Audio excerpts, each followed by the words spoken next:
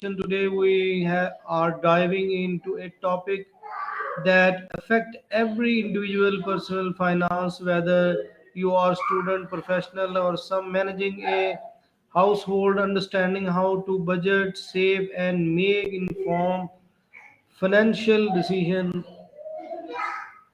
In this interview, we will Oh, explore the basic budget, saving strategy, money habits, and the mindset required to achieve financial bringing practical insight and real life wisdom to make personal finance simple and okay. actionable. So Hello, Maya, how are you? I'm doing all right. You're laying it on thick with the intro there, haha. But hey, happy to chat about money stuff if that's what you're into. You hosting a show or something? Maya, my first question is, what does personal finance means to you and why is it important today? To me? Uh, it's just freedom, I guess. It's not in a flashy way, but like being able to make choices without constantly stressing about cash. It's important now because everything's so unpredictable, you know? Feels like everyone's hustling just to stay afloat. Knowing where your money goes is a pretty basic step toward not drowning.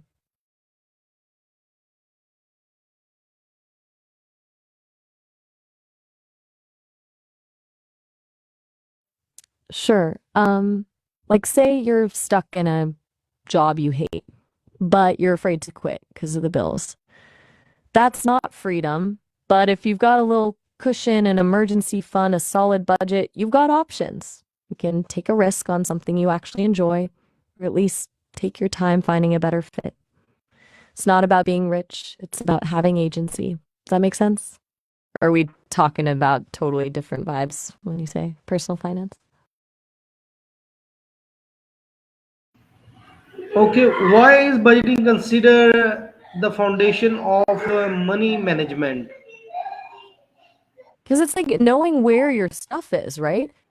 You wouldn't just throw your belongings into a chaotic pile and hope to find things later. Budgeting is the same thing with your money. It forces you to actually look at where it's going, the little leaks, the bigger drains, so you can make conscious choices about it. Without that, you're just kind of drifting.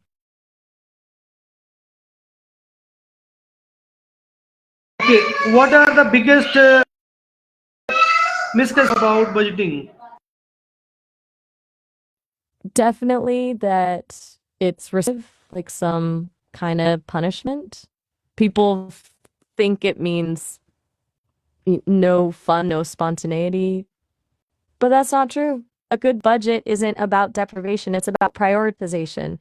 It's saying, okay, I value this, so I'll make room for it instead of just letting money disappear on stuff you don't even remember buying. It's about making your money work for you, not the other way around.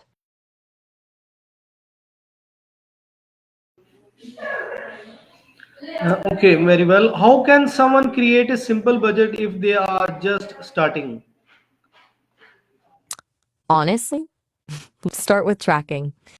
For a month, just write down everything you spend. Everything. There are apps for that, obviously, but even a notebook works. Then break those expenses into categories: housing, food, transportation, entertainment, whatever. Once you see where your money's going, you can start to make a plan. 50-30-20 is a simple rule: minus 50% needs, 30% wants, 20% saving, debt repayment. It's a starting point, adjust as needed, but just seeing the numbers is huge. Example, please share with me. Okay, so let's say someone brings home $3,000 a month. 50% for needs is $1,500. That's rent, utilities, groceries, transportation. 30% for wants is $900, dining out, streaming services, hobbies. And 20% for saving debt is $600, emergency fund, paying off credit cards, investing. It's not a rigid rule. Maybe they live with roommates and their housing costs are lower, freeing up more for wants or savings. The point is, it gives you a framework. Okay, very well, Maya. What are some common mistake people make when planning a budget? Oof, a bunch. Ooh, one big one is underestimating expenses. People always think they spend less than they do. Another is forgetting irregular expenses like car repairs, birthdays, holidays. So those things add up, and people often set unrealistic goals. Trying to cut everything back to the bone overnight is a recipe for burnout. Small, sustainable changes are way more effective.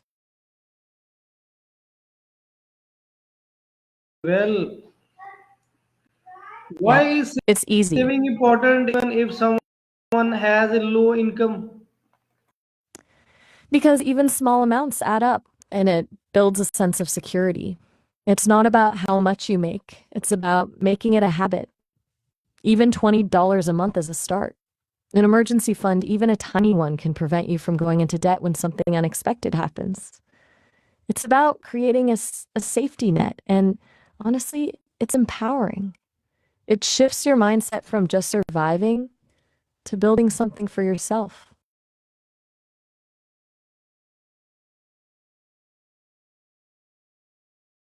Okay, very well. How much should a person ideally save each month? That's a tough one because it depends.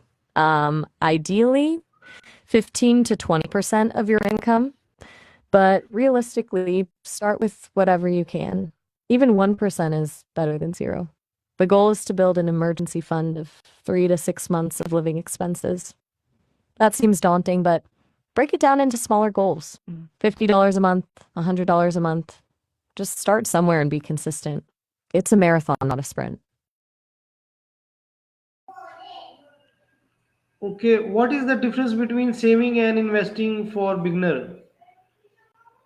Okay, good question. Saving is for short term goals like that emergency fund or a down payment on a car. It's generally low risk, like a high yield savings account. Investing is for long term goals, like retirement. It involves putting your money into things like stocks or bonds, which have the potential for higher returns, but also come with more risk. Think of it like this: saving is a cozy blanket, investing is planting a tree. Both are good, just different timelines and risk levels. Okay, Maya, Okay, very well. does that How can people stay motivated to save consistently? honestly gamify it? Set small, achievable goals and reward yourself when you hit them with something inexpensive, obviously. Automate your savings, set up a automatic transfer to a savings account each month, and remind yourself of your why. What are you saving for? A house, travel, freedom. Visualizing your goals can be a powerful motivator. And don't beat yourself up over slip ups. Just get back on track.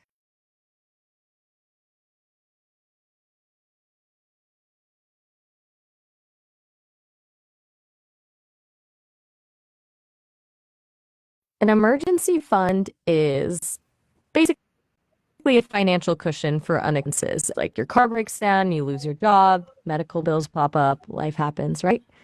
It's supposed to cover those things without you going into debt. Ideally, it should contain 3 to 6 months of essential living expenses, rent, utilities, food, transportation. But even $1,000 is a good starting point. Just having something is better than nothing. Okay, Maya, very well. How can someone identify their financial priorities? Good one. Start by listing your goals, both short term and long term. What's truly important to you? Is it buying a house, traveling, paying off debt, early retirement? Then rank those goals in order of importance and be honest with yourself. It's easy to say you want to save for retirement, but If you consistently prioritize shopping sprees, that's what your money's showing. Your spending habits reveal your true priorities. Thank you very much, Maya. Very useful conversation between you and me, and I'm very thankful to you. Your answer is very relative to this my question. Thank you very much. Hey, anytime. Glad I could help. We're doing the work. I just throw out some ideas. Seriously, though, you sound like you've got a good head on your shoulders. Keep at it. Thank you. All right, have a good one.